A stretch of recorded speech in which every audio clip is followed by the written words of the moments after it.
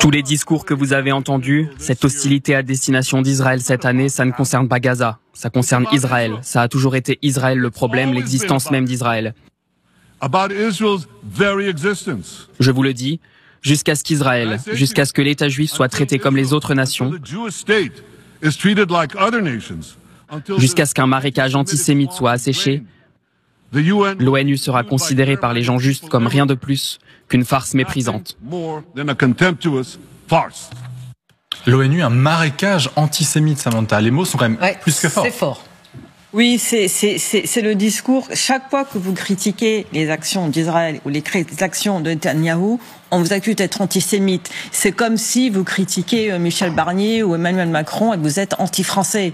Il faut avoir le droit de critiquer Israël. Quand Israël commet des crimes, il faut avoir le droit de le dire. Il faut justement traiter Israël comme on traite tous les autres pays. Et c'est ça le problème. Et c'est ça que beaucoup de gens à l'ONU qui travaillent avec Israël, qui travaillent à Gaza, qui travaillent en Israël, ont un problème. Vous parlez aux représentants de l'UNRWA, justement, qui sortent de Gaza. Ils disent que dans toute leur vie, ils n'ont jamais vu de conflit aussi meurtrier. Ils n'ont jamais senti autant en danger. Et quand vous pensez au personnel... Alors, il y a eu des gros problèmes avec l'UNRWA à Gaza. Oui. Il y a des gens de l'UNRWA qui travaillent pour le Hamas, qui ont même été, si je ne me trompe pas, facilités le 7 octobre. Donc, il y a de gros problèmes, évidemment. Mais ça n'empêche pas que...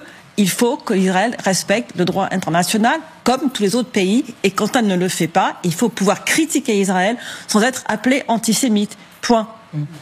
L'UNRWA, dont on dit qu'elle est potentiellement une des candidates pour recevoir le prix Nobel de la paix dans quelques jours, qui est évidemment aussi une possibilité qui ferait beaucoup parler. En tout cas, non, on n'en est pas encore là.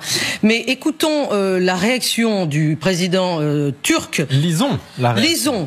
Lisons la réaction du président Erdogan aujourd'hui. Je me suis trompée. Voilà, aujourd'hui, qui lui, évidemment, est en défense de l'ONU. Israël défie sans vergogne le secrétaire général de l'ONU. 196 pays dans le monde le soutiendront probablement. Qui êtes-vous pour prendre un édit contre lui? Sophia Amara, est-ce que ça vous étonne, ces paroles du président turc? Non, ça ne m'étonne pas. Mais je veux dire, enfin, où en est-on? Venant d'Erdogan, enfin, c'est pas nécessairement la personne la plus pour donner des leçons. Pour donner des leçons pour d'autres raisons.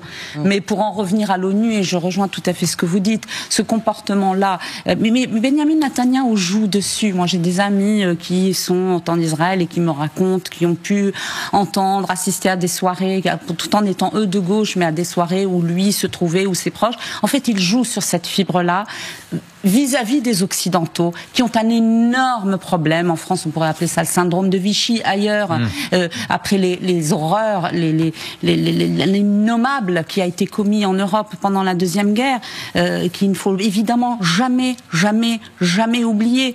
Mais au Moyen-Orient, les gens n'en sont pas du tout responsables. Quand l'horreur était commise sur les territoires européens, les Palestiniens et les Juifs, Arabes et chrétiens vivaient ensemble.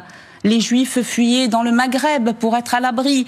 Donc Netanyahou venir s'adresser, prendre en otage les Occidentaux avec ce marécage d'antisémitisme, en fait c'est ignoble, c'est contre-productif, c'est générateur d'antisémitisme et c'est faire insulte à tous ceux qui sont morts du fait de l'antisémitisme et particulièrement les 6 millions de Juifs tués dans les camps de la mort en Europe. Donc ça veut dire qu'il le sait très bien, Benjamin Netanyahou, et il joue dessus pour espérer obtenir un blanc-seing, en fait, qu'on ne lui dise rien. Évidemment, il paralyse, il tétanise. Volontairement. Et il y a un très très grand auteur israélien qui a très bien décrit cela, et mieux que moi, qui aujourd'hui n'est plus des nôtres, Amnon Kapeliuk, qu'il faut lire et relire, qui est un grand historien israélien, et qui décrit ça dans Hébron, un massacre annoncé. Et donc, c'est pas nouveau. Sauf que Netanyahou joue dessus parfaitement bien. La référence est prise, Samantha. Et avec tout ça, une chose dont on ne parle presque plus aujourd'hui, ce sont les otages.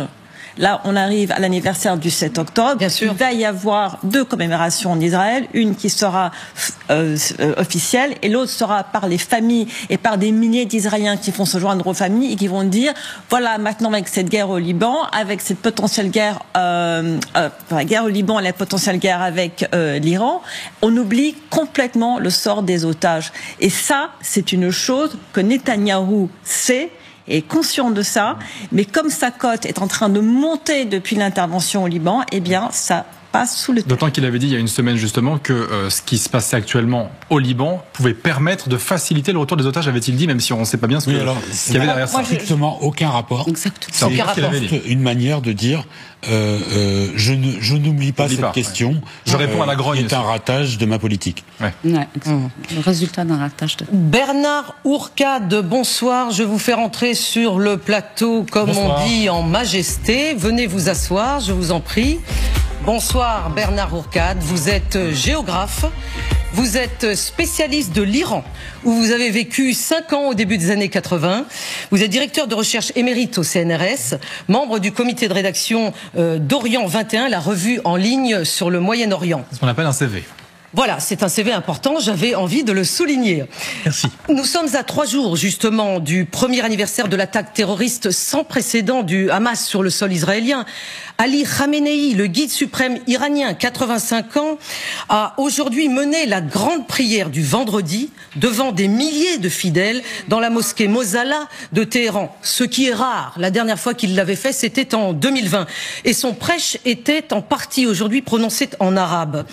Avant la prière, debout à un pupitre, on l'a vu caresser de la main le bout d'une Kalachnikov qui était posée verticalement juste à côté de lui.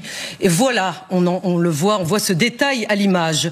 Et voici exactement ce qu'a dit le guide suprême. On l'écoute. La brillante opération menée par nos forces armées au cours des 2 et 3 nuits précédentes était tout à fait légale et légitime. Bernard Hourcade, est-ce que il faut prendre au sérieux et comment interpréter le fait que le guide suprême iranien ait volontairement déclamé ce prêche aujourd'hui lui-même alors qu'il ne le fait pas? Est-ce que cela veut dire quelque chose? Oui, tout à fait. On s'attend d'habitude à ce que l'Iran ait un discours belliciste, disant nous allons attaquer Israël et vaincre Israël rapidement avec l'aide de nos amis du Hamas et du Hezbollah. Oui. Et cette fois-ci, il a dit nos amis du Hamas et du Hezbollah sont assez grands tout seuls pour se débrouiller face à Israël. Ah, c'est une différence de taille. C'est une différence de taille. Il n'a pas dit en ces termes, mais ça voulait dire cela. À une certaine époque, on encourageait les miliciens iraniens, les gardiens de la révolution, à partir vers le Liban pour encourager le combat contre Israël. Est-ce que ça veut dire qu'on les laisse tomber, du coup, du côté iranien? Laisse tomber, non. Mais le soutien est plus politique que militaire ou autre. Ça veut dire qu'on ne prend pas tout à fait le risque de les soutenir, absolument, militairement. Il y a un changement, je crois, fondamental de stratégie de l'Iran. Nous ne sommes pas en 1980.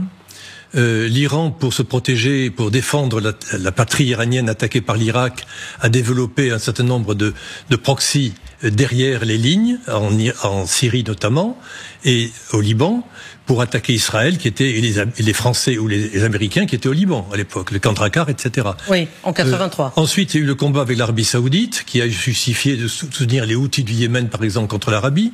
Mais c'était une époque. Aujourd'hui, la République islamique est en danger. D'abord, elle a 45 ans d'âge.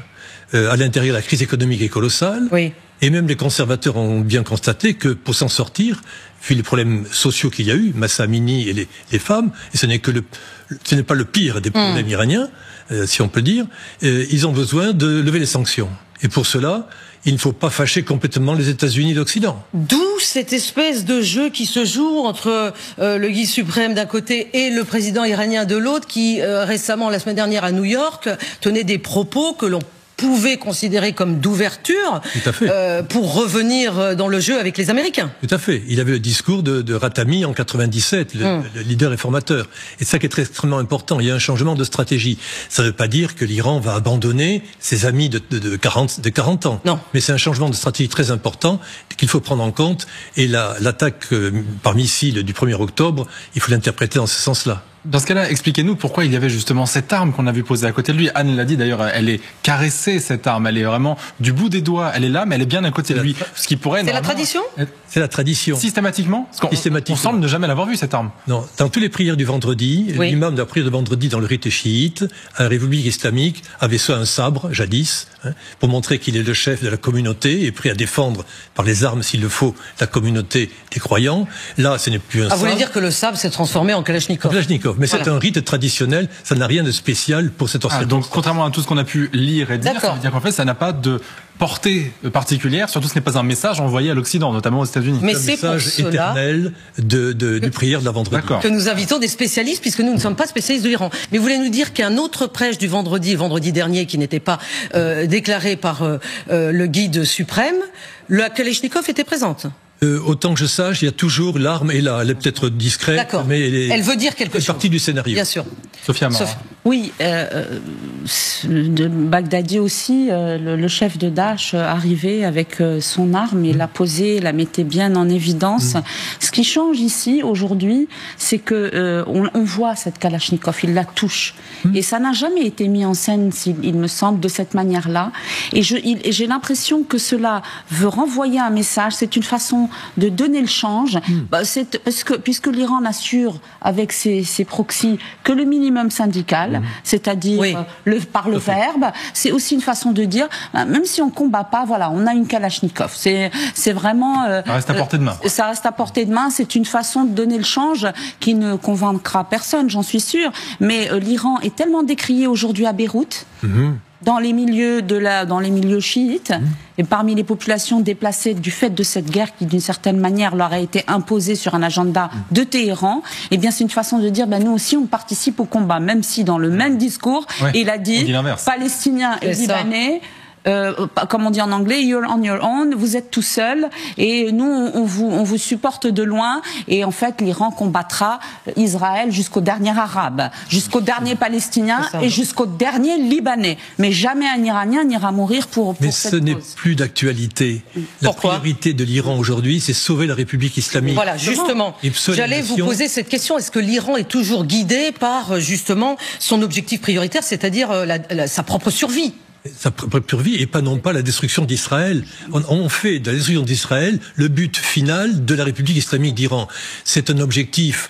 Combien de pays ont quitté la salle à l'ONU quand Netanyahu a pris la parole? Beaucoup de pays dans le monde ne reconnaissent pas Israël. Donc, sans pour autant aller faire une guerre contre Israël.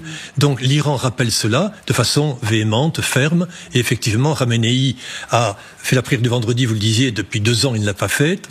Donc, il le fait avec concentration, en appliquant les règles. Et l'Iran, aujourd'hui, a un débat cornélien. Certains disent, on ne peut pas abandonner nos proxys. On sait que la rue arabe, en particulier, s'est félicitée de l'attaque iranienne contre Israël du 1er octobre, en disant, enfin, quelqu'un va réagir. Israël. Ça. Et donc l'Iran soutient aussi cette façon d'être. Je suis un des leaders du monde musulman contre une puissance régionale sioniste. Bien sûr. Donc, mais en même temps, ils peuvent aller trop loin parce que pour sauver la République islamique, il ne faut pas froisser les Américains et trouver une solution avec eux.